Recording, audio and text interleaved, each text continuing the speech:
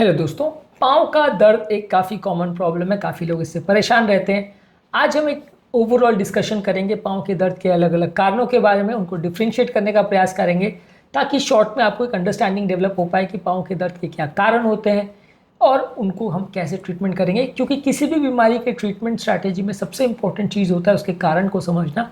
हर कारण के हिसाब से ट्रीटमेंट स्ट्रैटेजी बिल्कुल अलग होती है, इसलिए आज हम उन कॉमन कारण पर बात करेंगे जिनकी वजह से लोगों को पाँव में दर्द हो सकता है। टॉपिक पर जाने से पहले जो लोग हमारे चैनल पर नए हैं उन्हें रिक्वेस्ट करूँगा कि चैनल को सब्सक्राइब करें, वीडियोस को लाइक करें, शेयर करें, फॉलो करें, कमेंट करें, पूरा देखें। टॉपिक बहुत ही इंपॉर्टेंट है, इसलिए इसे एंड तक देखिएगा। हर एक कारण के साथ हम डिस्कस करेंगे कि वो क्यों होता है, कैसे होता है और उसको कैसे मैनेज किया जाता है। सिर्फ शॉर्ट में ही डिस्कस करेंगे। चलिए शुरू करते हैं इंपॉर्टेंट वीडियो।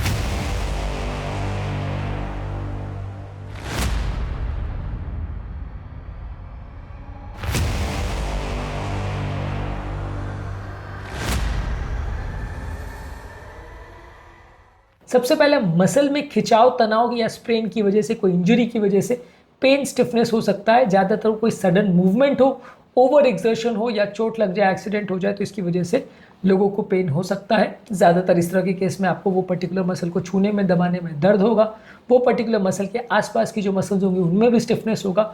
उसको दबाने पर आपको समझ में आ जाएगा कि यहाँ पे प्रॉब्लम है, प्लस साथ में हिस्ट्री मिलेगी कि पेशेंट को इस वजह से कल से पेन हो रहा है, उससे पहले ही एक्सीडेंट हुआ था। उसके बेसिस पे आप जज कर सकते हैं कि व्यक्ति को मसल स्प्रेन या स्ट्रेन है। उसके बेसिस पे आप ट्रीटमेंट प्लान कर सकते हैं।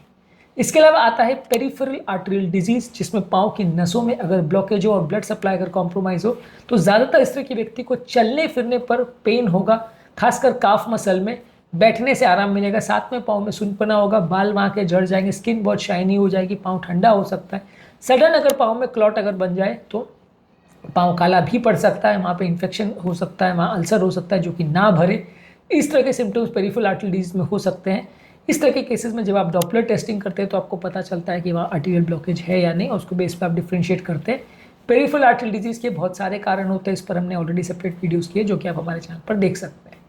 इसके अलावा होता है डीप वीनस थ्रोम्बोसिस, जिसमें पाँव की वेन्स में क्लॉट जम जाता है, जिसमें एक पाँव में सडन सीवियर पेन होगा, पाँव बहुत भारी हो जाएगा, बहुत मोटा हो जाएगा, स्वेलिंग हो जाएगी, गर्म लगने लगेगा, और दूसरा पाँव कंपैरेटिवली नॉर्मल होगा। ये एक सीरियस कंडीशन है क्योंकि ये क्लॉट अगर पाँव की नली से निकल के अगर लंग्स में चला जाता है तो जानलेवा पल्मोनरी एम्बोलिज्म कर सकता है। इसे डीप वीनस थ्रोम्बोसिस बोलते हैं। डीप वीनस थ्रोम्बोसिस और पल्मोनरी एम्बोलिज्म दोनों पर ही हमने सेपरेट वीडियोज़ किए हैं जो कि आप हमारे चैनल पर देख सकते हैं। डीप वीनस थ्रोम्बोसिस में अगर डॉपलर टेस्ट आप करते हो तो आप पकड़ सकते हो कि इसमें क्लॉट जमा हुआ है। उसको खून पतला करने की दवा देने से फ़ायदा मिलता है। इसके अलावा होता है पेरिफेरल न्यूरोपैथी, जो कि नर्वस सिस्टम के डैमेज की वजह से होता है, जिसमें व्यक्ति को पेन होना, दर्द होना, झुंझुनी होना, वीकनेस होना, ऐसे सिम्टम्स हो सकते हैं। ज़्यादातर डायबिटीज़ में, विटामिन डेफिशिएंसी में और कुछ मेडिसिन की वजह से ऐसा हो सकता है। पेरिफेरल न्यूरोपैथी अगर कंफर्म होती है तो उसमें इलेक्ट्रोमायोग्राफी और नर्व कंडक्शन वेलोसिटी टेस्ट करके आप कंफर्म कर सकते हैं और बाद में उसके हिसाब से ट्रीटमेंट कर सकते हैं। पेरिफेरल न्यूरोपैथी के ट्रीटमेंट पैटर्न और टिप्स पर ऑलरेडी हमने काफ़ी वीडियोज़ करे हैं। इसके अलावा होता है सियाटिका, जहाँ पे लंबर स्पाइनल लेवल पर जो पाँव की निकलने वाली बड़ी नर्व है उसमें अगर कंप्रेशन होता है तो वहाँ पे पाँव में शार्प सीवियर पेन होगा व्यक्ति को, और साथ में झुंझुनी होना, सुनपना होना और पाँव में वीकनेस होना, पैरालिसिस जैसे सिम्टम होना हो सकता है। नर्व कंप्रेशन की वजह से ऐसा होता है। अगर आप इसको एमआरआई स्कैन करेंगे लंबर कानाल का तो वहाँ पे आपको पता चल जाएगा कि नर्व में कंप्रेशन हो रहा है। उसके बेसिस पे आप ट्रीटमेंट प्लान कर सकते हैं। ज़्यादातर केस में फिजियोथेरेपी या दवाइयों से फ़ायदा मिल जाता है। यदि नहीं मिलता है तो सर्जरी करके नर्व कंप्रेशन को ठीक करना पड़ता है। इसके अलावा आता है रेस्टलेस लेग सिंड्रोम, जिसमें एक इरेजिस्टिबल अर्ज होता है लेग्स को मूव करने का, जिसकी वजह से पाँव में सुनपना, झुंझुनी, खुजली जैसे सिम्टम्स हो सकते हैं। ज़्यादातर ये रेस्ट लेने से बढ़ते हैं और अगर आप वहाँ पे चलना फिरना चालू कर देते हो तो उसमें इंप्रूवमेंट होता है। इसको रेस्टलेस लेग सिंड्रोम बोलते हैं। इसकी वजह से भी पाँव में दर्द हो सकता है। ये थोड़ा सा अनकॉमन है। इसके अलावा कुछ मस्कुलोस्केलेटल कंडीशन जैसे osteoarthritis, rheumatoid arthritis, bursitis, tendinitis, stress fracture में भी इस तरह के अलग अलग तरह के पेन हो सकते हैं। हर एक तरह की मस्कुलर प्रॉब्लम या स्केलेटल प्रॉब्लम के अलग अलग फीचर्स हैं जिनको हम सेपरेट वीडियोस में डिस्कस करेंगे। ये अलग अलग बीमारियों में भी हाथों पाँव में दर्द हो सकता है। इसके अलावा नेक्स्ट इंपॉर्टेंट कारण है ट्रॉमेटिक इंजरी। अगर किसी व्यक्ति को हो जाए, यानी चोट अगर किसी को लग जाए, उसकी वजह से कोई फ्रैक्चर हो जाए, डिसलोकेशन हो जाए या कोई लिगामेंट टियर वगैरह हो जाए तो वैसे व्यक्ति को भी पेन, स्वेलिंग और दर्द हो सकता है। इस तरह के पेशेंट में आपको क्लियर कट कोई ट्रॉमा या इंजरी की हिस्ट्री मिलेगी, उसके बाद दर्द चालू होगा। जब आप पेन किलर्स देते हैं तो पेशेंट को आराम मिल जाता है। आप स्कैनिंग वगैरह कर सकते हैं, एमआरआई, तो उसमें ज़्यादातर आपको मिल जाएगा कि कहाँ पे इंजरी हुई है, कितनी सीवियर इंजरी हुई है और उसके हिसाब से आपको क्या करने की आवश्यकता है। कुछ लोगों को पाँव में इन्फेक्शन हो सकता है, जैसे स्किन में अगर इन्फेक्शन हो तो उसे सेलुलाइटिस बोलते हैं, हड्डियों में इन्फेक्शन हो जाए तो ऑस्टियोमाइलाइटिस बोलते हैं। इसकी वजह से पेन, स्वेलिंग, लाल होना या उस एरिया का रेड हो जाना, गर्म लगना, इस तरह के सिम्टम्स हो सकते हैं। साथ में लोगों को बुखार रहेगा, खासकर ठंड लेके।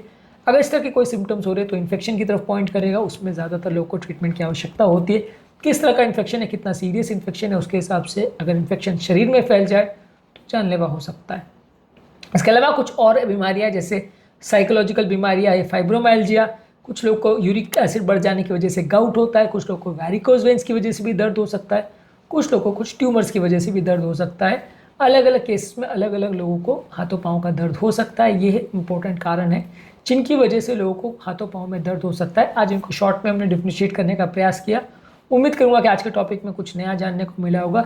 इसमें ज़्यादातर हर एक कारण पर हमने अलग अलग वीडियोस किए, खासकर न्यूरोपैथिक पेन और पेरिफेरल आर्टरी डिजीज पेन पर न्यूरोजेनिक क्लॉडिकेशन और इंटरमिटेंट क्लॉडिकेशन में क्या फ़र्क होता है, ये भी हमने अलग अलग वीडियोज़ में डिस्कस किया है। ये सारे वीडियोज़ को आप देख सकते हैं, तो आपको एक बेसिक अंडरस्टैंडिंग हो जाएगा। टॉपिक एंड करने से पहले जो लोग हमारे चैनल पर नए हैं उन्हें रिक्वेस्ट करूँगा कि चैनल को सब्सक्राइब करें, वीडियोज़ को लाइक करें, शेयर करें, फॉलो करें, कमेंट करें, पूरा देखें।